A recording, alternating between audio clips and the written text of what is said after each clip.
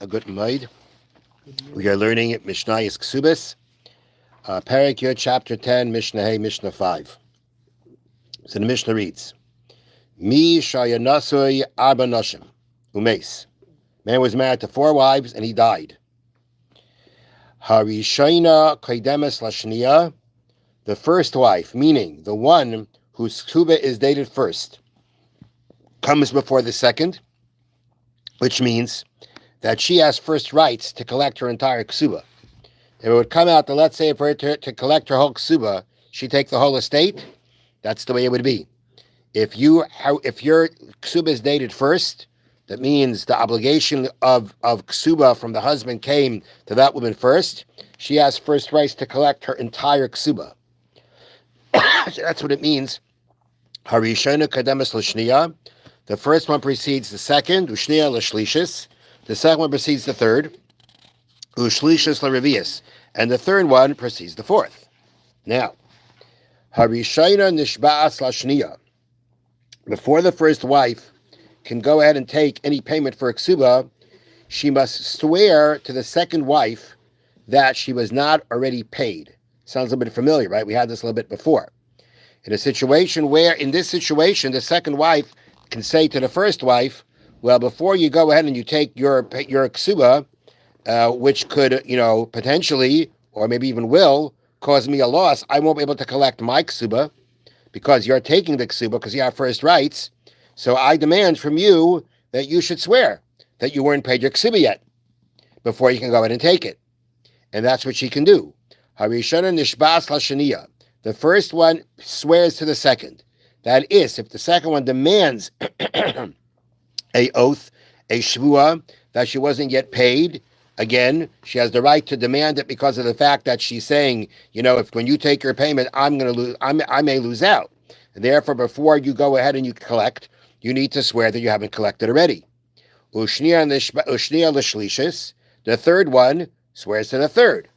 Ushlishis l'revius, and the third to the fourth. In each case, each one of these wives is concerned that, when the previous wife is taking her payment for the ksuba, it could cause her a loss. It can take away from the estate and make her unable to collect hers, and therefore she can demand an oath from the one who's collecting before her.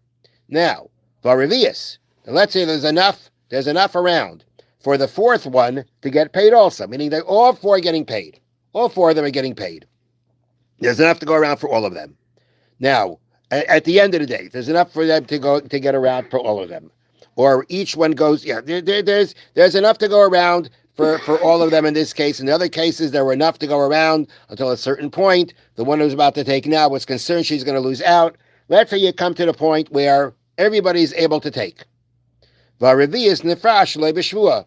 The fourth one can get paid without a shvua, right? Very simple. Who should make a shvua too? If everybody already collected theirs, right, then what's the problem? Then why should she have to swear? That would seem to be the simple explanation. Or just reading the Mishnah, that's what it would sound like. However, the Mishnah continues and says, Benanas Omer, Benanas, that was the name of this sage of the Mishnah, the son of Nana said, because she's the last one she gains, she too can only get paid with an oath. Now this needs explanation. Because she's the fourth one, there's no one, everybody got their ksuba, there's no reason to make a shvua. Why is Banana saying, because she's last, she's going to gain? And therefore, the case here that we're talking about, the fourth one not having to swear, is the following situation. Again, a situation not spoken out here in the Mishnah itself, but the Gemara speaks it out. The Bartanur brings it down, that the case here is like this. So the first 3, let's say, went ahead and they collected their ksuba. They went and they took property and they collected their ksuba. Then it comes out that they find out that the husband was not as nice a guy as they thought, and that one of the fields that was collected was actually stolen. The husband actually stole the field, which means that at some point the original owner is going to come back and take it away from her. Okay? So now, we have a situation where all 3 of them, the first 3 collected their ksubas, the fourth one collected her ksuba, or she's about to collect her ksuba, and they find out that one of the fields was stolen. So the wife that has the stolen field is she knows she's going to lose her field. So she walks over to the fourth one and she says to her, well, if you're going to take your ksuba now, right? If you're going to take your ksuba now, I'm going to lose out, and therefore you got to swear. Now here's the thing, though. Here's the thing. We're talking about here where everybody already took their ksuba. Everybody already took. Meaning, when it comes out here right now, according to the story, is that one of the fields was stolen, which means one of the women are going to lose their ksuba payment. And those women were before the fourth one. They came before her, right? They came before. They had their ksuba was dated earlier. So what comes out is that, let's say it's the second one, right? She's going to lose her field. So she goes into the fourth one, and she tells the fourth one, I want your field that you already took. So let me read to you here what's going on. What's going on here is like this. If it was discovered that the property taken by one of the first three wives had been stolen by the husband, that wife would have to give the property back to its original owner. She would then come to claim her ksuba again. But after the fourth wife has collected her ksuba, there might not be enough property left for her. Therefore, in this case, even the fourth wife is not paid unless she makes an oath. Okay? Now, right.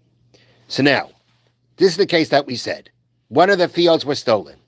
That field is going to be taken back. That field is going to be taken back. Now, can this woman, right? Now we're talking about also where all four of them actually went and took, and the fourth one already took her property. She already collected her ksuba. She collected it. Everybody collected, and they found out that one of them was stolen. Now, the wife that finds out that her property is stolen, and she's going to lose that property because the owner's going to come back and take it. She had her ksuba before the fourth one. Can she just go over to the fourth one and say to her, that's mine. I had rights to it before you. And just go in and take it or not? Or do we say, well, it may have been out of order, but she collected it already. And if she collected it already, it's done. Okay, it's done. But at the same time, maybe it's done, but your collection has taken the property away from me. I'm going to lose out on it. So now the question is, does she make her swear? Really, the question is, does she need to make her swear? Let me read to you from the notes. The first Tana, however, holds that the fourth wife need never make an oath. In his opinion, even if one of the wives must give up her property, she can take the fourth wife's property away from her because her rights came first. Since none of the other wives will lose because of the fourth wife, there is no need for it to swear. When Bananas came and argued, the first opinion, the Tana of the Mishnah that said the fourth doesn't have to make a shvuah means there's really no need for her to make a shvuah. Because at the end of the day, the one whose field was stolen and it's going to be taken away from her, when it's taken away, she goes over to the fourth wife and she just takes it from her. Even if the fourth wife already took her ksuba, it doesn't matter if it's after the fact. At the end of the day, my field was incorrect. It was not right. I couldn't collect it. It was stolen.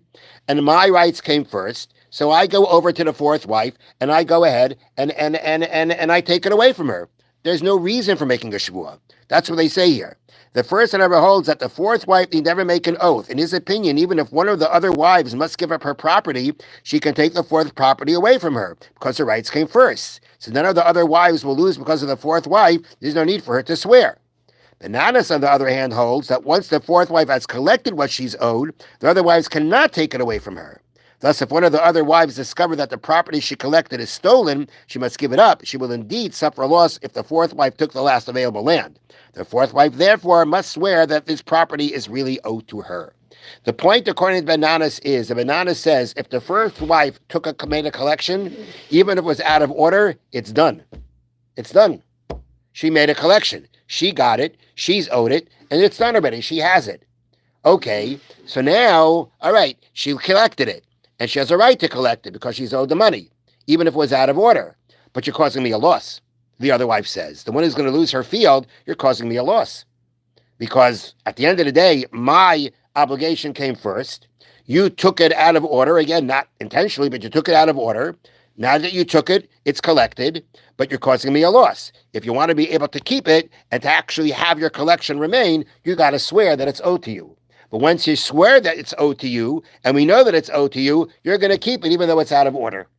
So the point here between Bananas and the first opinion was whether whether you're going to need a shvua in this case, where one of the fields that was collected by the other wives is stolen. She's going to lose that. She's going to lose that field. Now, after that happens, and we're talking about that the fourth wife already collected her ksuba, can she just go over to the fourth wife and go ahead and just take it away? So according to the first opinion of the Mishnah, before Bananas, where it said the fourth one gets paid without making an oath, the answer is there's no need for an oath. That's why he says she doesn't make an oath. Why should she make an oath? If at the end of the day it comes out that one of the fields are stolen, that wife goes over to her and takes away her field because her obligation came first. Bananas, on the other hand, says no. That last one, just because she's last, she's going to gain. Meaning, there's a reason. There is a cause here for her to swear, because at the end of the day, after the fourth one collects, the one who finds out later that her field was stolen can't just take it away from her. It's collected already.